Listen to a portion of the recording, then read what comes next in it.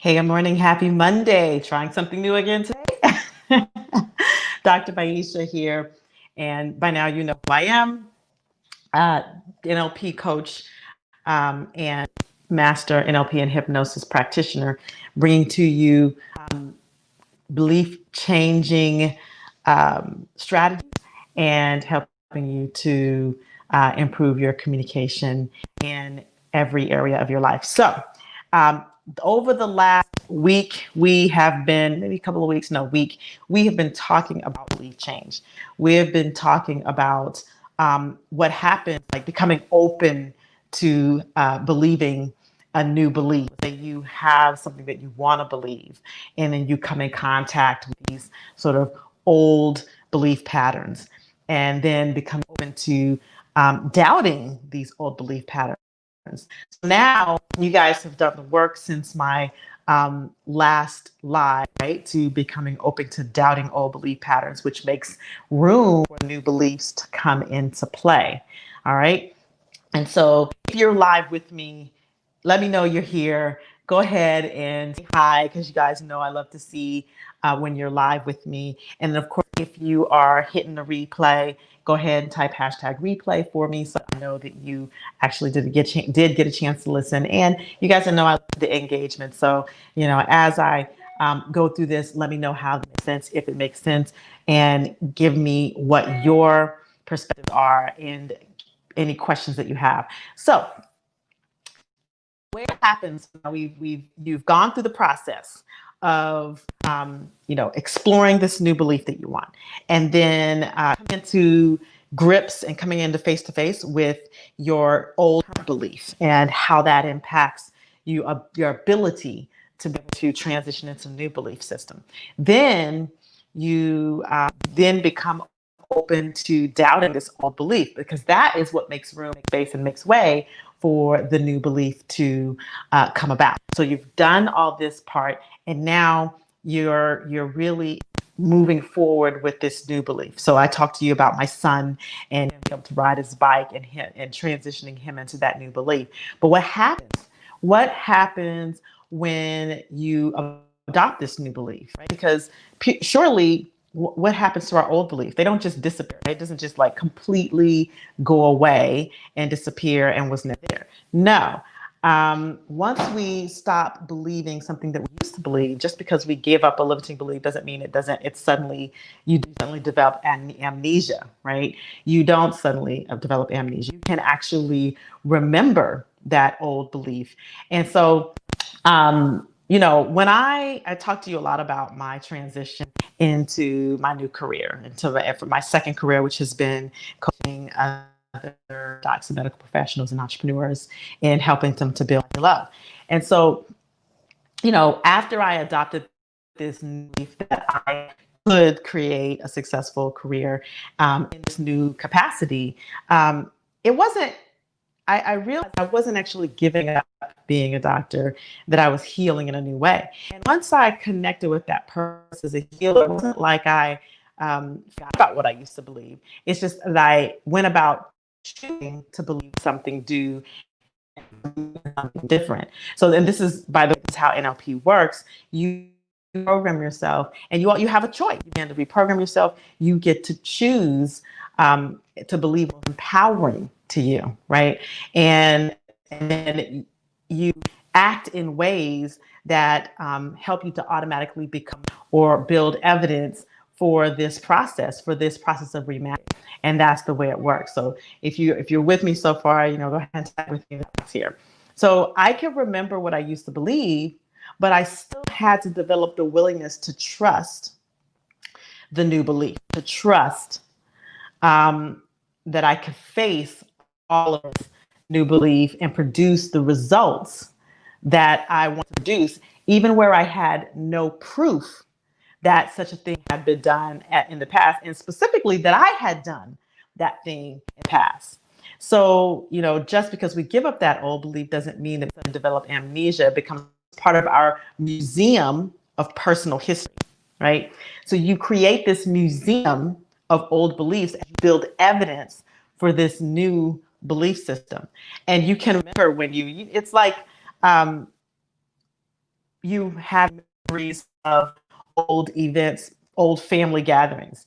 You know, we had those barbecues, and you can remember as recently as probably last year. Oh, remember that vacation that we went on?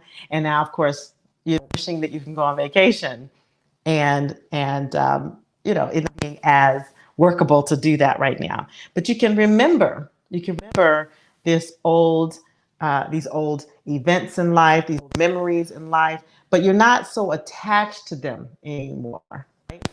So it's the same thing with old beliefs.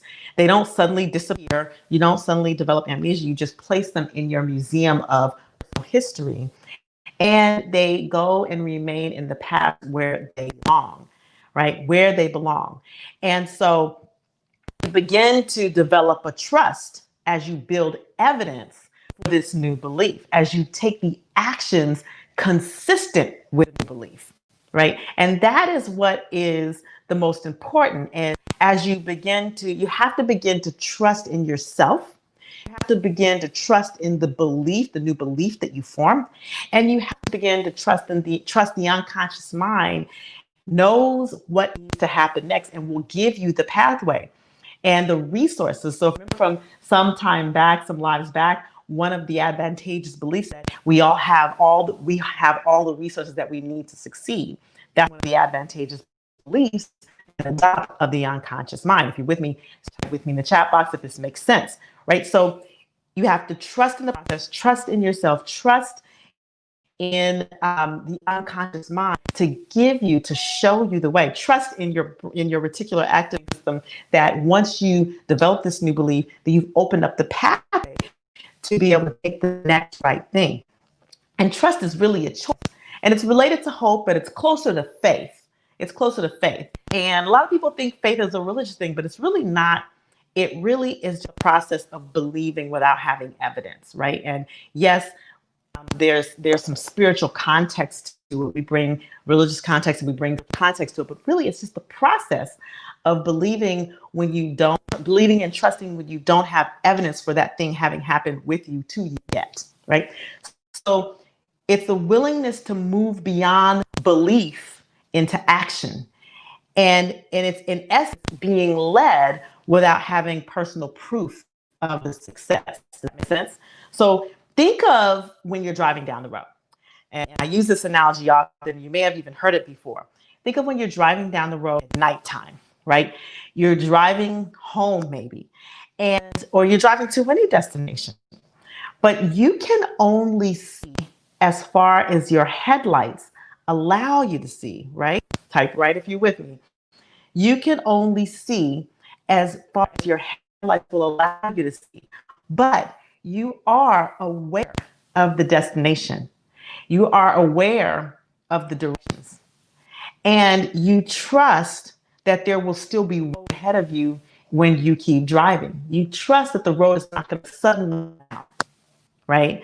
And even if you haven't been to that destination before, as you're driving in the evening and your headlights show what your headlights show, and maybe your GPS shows what your GPS show, you trust that the road will still be ahead of you. And that is the process of like trusting in the new belief, trusting in the process. All right. So as you go along today, I want you to allow yourself to begin to think of where you can trust in the process, in the development of the new belief system, right? Whatever this new belief that you chose. So at the beginning, you might have chosen a belief and you may have been going through this process with it. You may have been taking these steps and applying it to your life. And listen, if you have not gone through this process with me, then I invite you to go back and watch the earlier videos and take yourself through this process with me, right? And so you might have chosen a belief, and you can choose as many beliefs as you want and go through this process as many times as you want. Choose a belief and allow yourself to begin to trust in the new belief you create, and trust in that process of your development, and begin to extend yourself beyond what you know to be, and extend yourself beyond and allow the new belief to light the way for you, right? Until you get to your ultimate destination. Trust that you'll get to your ultimate destination, okay? So that's what I wanted to share today, as we're going through this belief change cycle. And actually on Thursday, I'm going to wrap this thing up in a bow so you can actually go through, you can actually see the entire process step by step that we're going through. I've been sort of, laying out over the past couple of weeks, but I want to actually bring it all together. So anytime you have a belief, an old limiting belief, an old unresourceful or disempowering belief, whether it's about yourself or about your ability or about a world or whatever it is, right? You can take yourself through this process with me, and you can begin to allow yourself to create new beliefs in life. And that actually, it's belief by belief. The more new empowering beliefs that you create, the more old beliefs that you put in the past, put in your museum of personal history and put them in the past where they belong, the more you transform your life. Okay. So type yes in the chat box if you're going to take this on. Of course, if you listen to the replays, type chat yes in the chat box and let me know you're going to take this on. Let me know you're going to go and conquer an old limiting belief, one that you know is holding you back, one that you know is not doing you justice or doing you any good. And go through this process of bringing in a new belief and trusting in that new belief and taking actions consistent with that new belief. Okay. And this is exactly how the process of neurolinguistic programming works. This is one of the many aspects of it. And as I'm coming to you live on the various live streams, I like to drop these little pearls because I'm here about empowering life. So if you want to know more information, y'all know where to find me. It's right here on the screen, drmaisha.com. And you have lots of free resources, and you can also speak with me one-on-one if you need a little bit deeper one-on-one work to help you. Because sometimes we go through these processes and we get stuck. And if you get stuck, you might need a little bit more help. And if you need a little bit more help, that's what I'm here for. And free calls just to kind of reset and give you choices about next right steps to make. Yes, absolutely. Absolutely. What's up, T Dot? And so go ahead and stay tuned for Thursday because I'm going to take you through the whole process. All right. And you and I might have been going through it step by step, but I'm going to give you the overview of the whole process so that you can see what you can be doing with each of your limiting beliefs from now until you transform your whole. You might not even recognize yourself. All right. You guys have a great rest of the day. Make sure you're staying safe out here. Have a great rest of the week. I will see you on Thursday or maybe talk to you before. All right. Namaste.